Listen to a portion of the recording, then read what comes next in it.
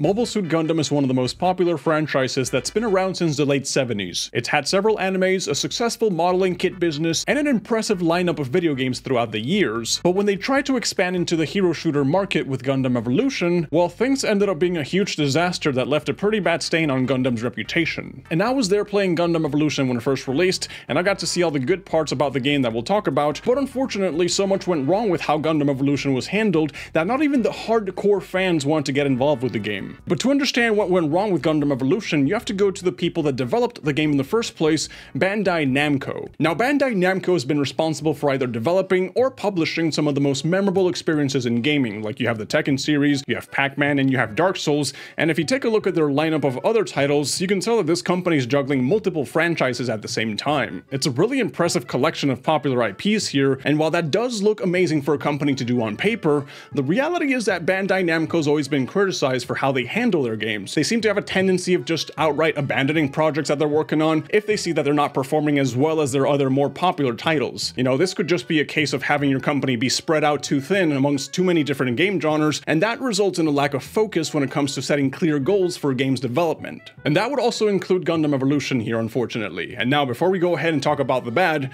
and trust me, there is a lot of bad going on here, let's actually talk about what made Gundam Evolution so fun to play in the first place, because at the core of the gameplay loop for Gundam Evolution was actually pretty fun. They managed to get over 55,000 concurrent players when the game first released, and they had everybody on Twitch playing it, even if they had never even heard of Gundam before, you know, because it was the fresh new hero shooter that was on the block. Now, Gundam Evolution was always being compared to Overwatch in a lot of ways, because obviously Overwatch is the biggest name in the genre, but the game had enough unique aspects about it that people weren't just calling it a straight ripoff. Like, for example, you had the boost mechanic that gave you a burst mobility option when it came to fights, you had mobile suits like Barbados that were full-on melee-only units, and you even had game modes like point capture, domination, and destruction. Back when it first released, I remember I was playing it a lot on stream, I was playing it off stream and with friends, and while it wasn't really technically better than Overwatch itself, this was before Overwatch 2 had come out, so the fact that Gundam Evolution was free to play was giving it some extra points for the people who just didn't want to spend $40 to get Overwatch 1. But after the dust had settled from all the initial hype of release, that's when you could really start to see the lack of focus and clear goals from Bandai Namco that we talked about. One of the most terribly implemented aspects about Gundam Evolution was how the monetization system was being structured. This was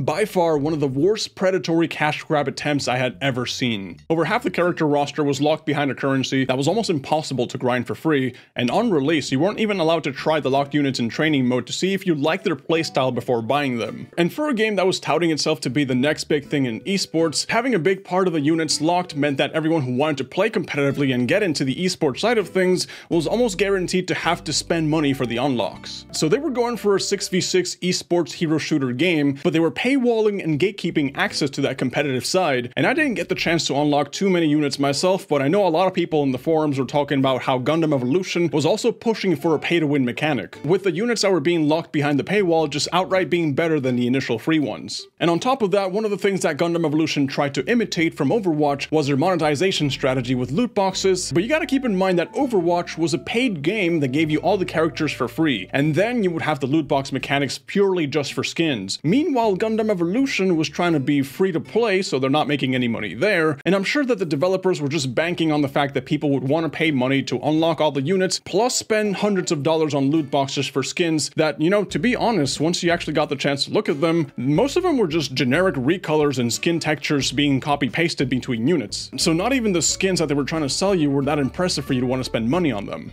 According to some of the people who were hardcore into the game, they also said that once you finished the beginner quest that gave you some of the capital points to use to unlock units, the math would check out at being able to unlock one free mobile suit per season, which was also highlighting another problem which came from how Gundam Evolution was designed, and that was the progression system in the game. There was a big issue going on with how unsatisfying it felt to play the game because there was basically nothing to grind for. Besides the daily missions and the rewards you would get for logging in, there was honestly no incentive for you to want to play the game because of just how awfully set up the reward systems were. Like, you had an account level that just would not mean anything because there was no reward for leveling up. Like, for example, in Overwatch you would get free loot boxes for leveling up, and Apex Legends you would get legend tokens to unlock new characters, but in Gundam Evolution the account level was nothing more than like a glorified game time tracker. Going up in ranks when playing competitive also didn't give you anything worthwhile for you to show off, and there wasn't even something as simple as like a mastery feature where you could just unlock charms or golden weapon skins for reaching X amount of games, so people people really didn't feel like their dedication to the game was worthwhile. Every aspect in Gundam Evolution always just came down to money. And with so many other games out there with better and more fully fleshed out systems in play, once the players realized that there was nothing really in the game for them to grind for or work towards,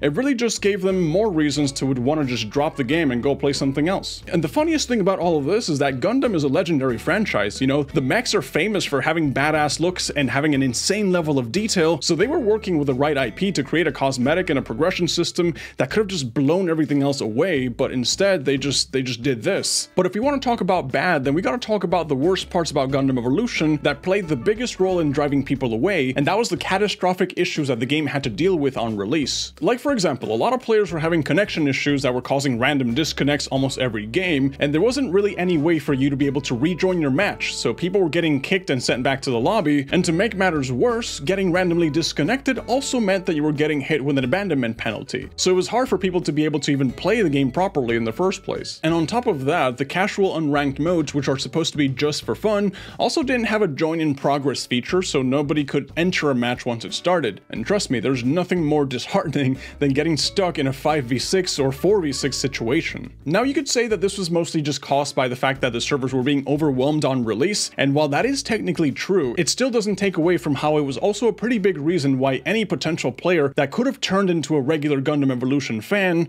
was just not sticking around. So all of that mess being coupled with a bunch of character balancing issues that didn't get addressed until much later, and you had a recipe for a disaster of a launch that unfortunately killed off a lot of the momentum that Gundam Evolution had going for it on release. But that still wasn't the final nail in the coffin for Gundam, because just 2 weeks after the game released, they would have to deal with their biggest competitor doing a soft relaunch that, you know, in retrospect, wasn't that big of a deal at all, but Gundam Evolution released in September 20 of 2022, meanwhile Overwatch 2 released or re-released in October 4th of 2022. So with the hero shooter fans now leaving by the droves to go play Overwatch 2, the people that were staying in Gundam Evolution were naturally the ones who loved the Gundam franchise. But you gotta remember that the group of Gundam fans that were playing Evolution in the first place was already pretty small to begin with, because there was a big portion of them that were just not interested in the game at all. Like, a lot of Gundam fans were saying that the game just didn't feel like a Gundam game because of how fast and fluid the movement was. You know, it just didn't feel like you were operating a giant 60-foot robot like in the other Gundam games. Which, by the way, that was another thing that Gundam Evolution had to compete with, because on the hero shooter side, you were competing with other hero shooters, but on the franchise aspect, there was also the already established Gundam Battle Operation 2, which was out for PlayStation. And once GBO2 released on Steam on May of 2023, well, that was kind of just signaling to the community that, hey guys, this is the current Gundam game we want you to play, forget about Evolution, Battle Operation 2 is where it's at.